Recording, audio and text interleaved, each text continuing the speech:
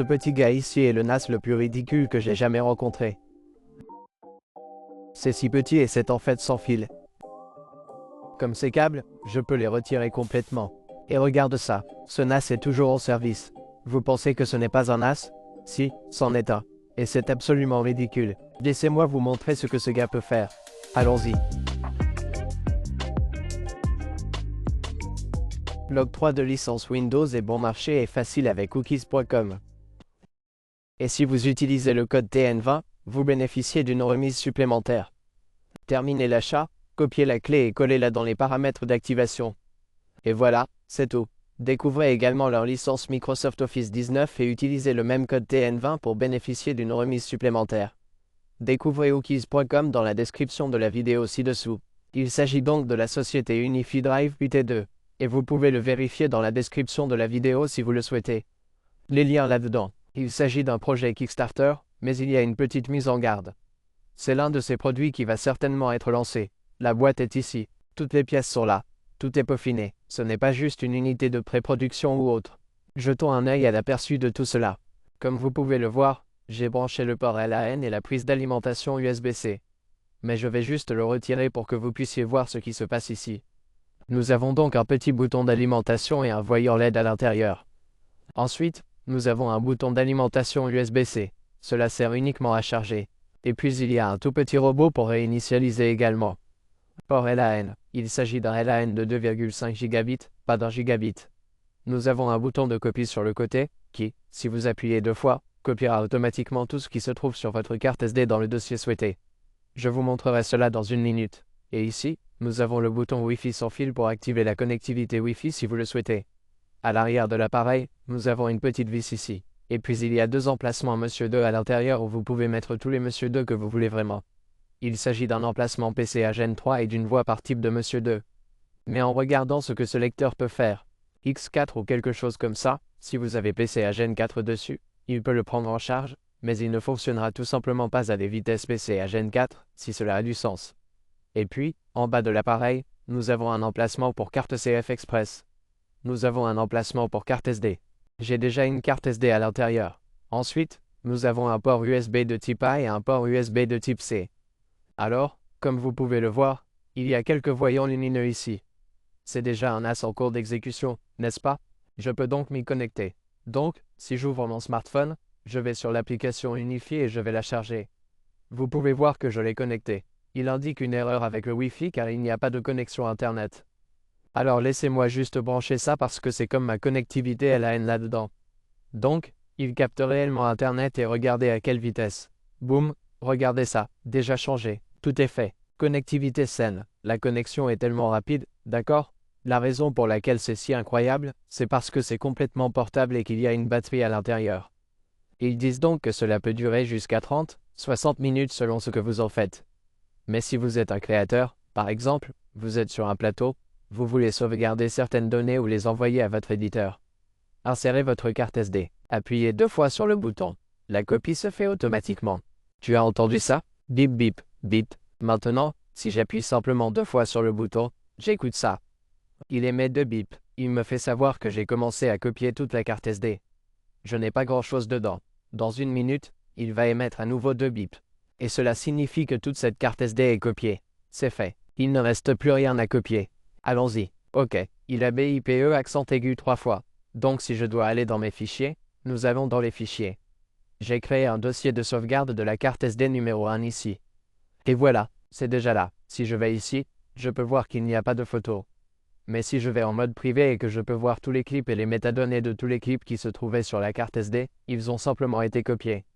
Cela ouvre un tout autre monde sur la façon dont vous pouvez utiliser un NAS en déplacement.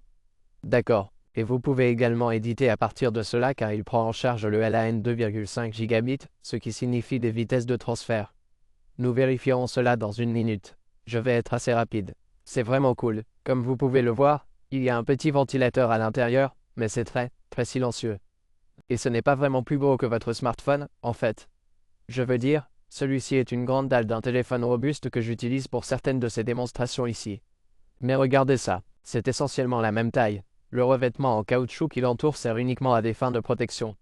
Vous pouvez retirer le revêtement en caoutchouc, comme vous pouvez le voir.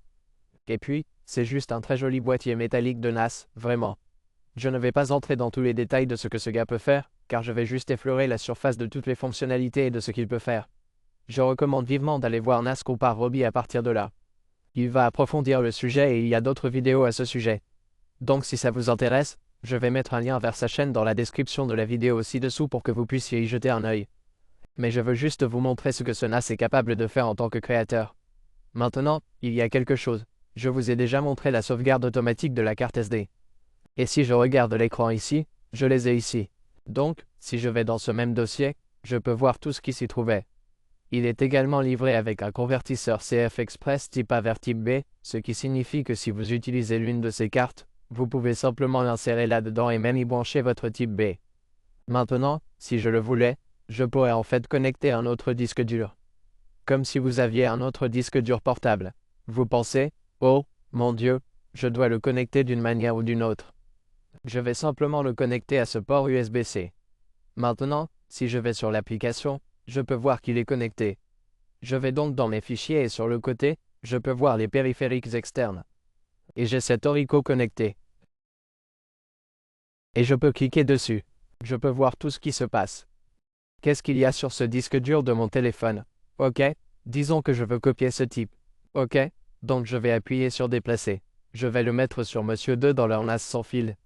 Je vais juste le mettre dans ce dossier. Regardez, il est déjà en train d'être copié sur l'ordinateur. Je peux voir ce fichier. Boum, il est déjà là. Il l'a déplacé d'ici à là et je peux le voir sur l'ordinateur.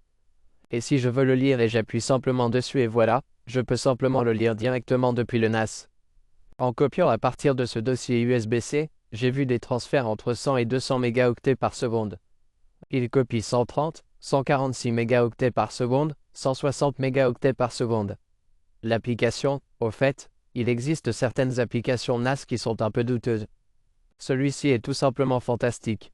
On peut y faire tellement de choses. Regardez la vidéo de Robbie. Lorsque vous allez dans les paramètres, vous pouvez faire toutes sortes de choses. UD-Link, ce qui signifie que vous pouvez y accéder n'importe où.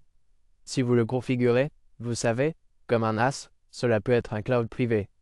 Vous pouvez l'utiliser comme un point d'accès WLAN, ce qui signifie que si vous avez Internet qui y arrive, vous pouvez l'utiliser comme un routeur sans fil.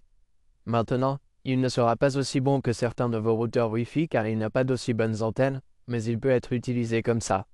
Il y a tellement de réglages et de configurations que vous pouvez faire, des voyants lumineux aux vitesses du ventilateur, en passant par tout ce que vous pouvez faire. Comme sur le téléphone, c'est fantastique. Je peux également créer un autre utilisateur, donner accès à un autre créateur, par exemple, et ils pourront partager leurs fichiers sur celui-ci ou vice-versa. Une autre chose que vous pourriez vouloir faire avec cela est de le connecter littéralement via HDMI et de l'utiliser comme serveur domestique pour les films ou quelque chose comme ça. Il y a donc un port HDMI et si je vais simplement le brancher ici, je vais juste vous apporter cet écran pour que vous puissiez voir ce qui se passe ici. Et il est également livré avec cette télécommande, ce qui signifie qu'il est très facile à contrôler. Je peux accéder au fichier récemment lu si vous le souhaitez. Je peux accéder à mon fichier, voir tout ce qui se trouve sur le NAS. C'est très rapide et vous pouvez simplement lire tous les films si vous le souhaitez. Cela vous permet de prendre en charge une sortie vidéo 8K à 60 images par seconde pour vous montrer qu'il s'agit d'une connexion sans fil. Je vais laisser le câble à LAN branché. Je vais simplement couper l'alimentation. Ok, c'est juste sans fil maintenant sur la batterie. Donc ce que vous pouvez voir maintenant, c'est que c'est le dossier sur le NAS et je veux le faire glisser depuis l'ordinateur. Il s'agit de 300 gigaoctets. Il est connecté à mon commutateur 10 gigaoctets là-bas, puis à un autre câble reliant le commutateur 10 gigaoctets au PC que j'utilise. Donc, sur le côté gauche, j'ai ce dossier du bureau et je vais prendre ce dossier ici, qui fait environ 55 gigaoctets. Je vais le faire glisser jusqu'à là-bas. Nous pouvons voir, vous savez, nous envoyons réellement des choses et ensuite regardez cela. Il le copie à 283,85 mégaoctets par seconde. En fait, nous sommes limités par la vitesse de connexion au réseau. Comme si c'était complètement sans fil pour le moment. Ok? Et maintenant si nous faisons exactement la même chose du NAS vers notre ordinateur de bureau, alors faisons ceci. Lire et écrire à peu près la même chose. Lisez environ 275 mégaoctets par seconde. Cela signifie que vous pouvez réellement éditer des séquences, Montez des projets directement à partir de ce NAS lorsque vous êtes en déplacement. Et vous savez, vous avez essentiellement un NAS et si vous le souhaitez, vous avez un commutateur. Vous pouvez y connecter plusieurs utilisateurs. Vous pouvez désormais faire bien plus avec ce NAS. Personnalisez-le, vous pouvez faire toutes sortes de choses. Je n'ai eu pratiquement aucun problème avec ça. Si cela vous intéresse, consultez le lien dans la description de la vidéo ci-dessous et allez voir la vidéo de Roby sur NAS Compare pour un aperçu plus approfondi de ce que cela peut faire et de ce que vous pouvez faire. Il va y faire plus de tests. Allez les voir. Merci les gars d'avoir regardé. Au revoir.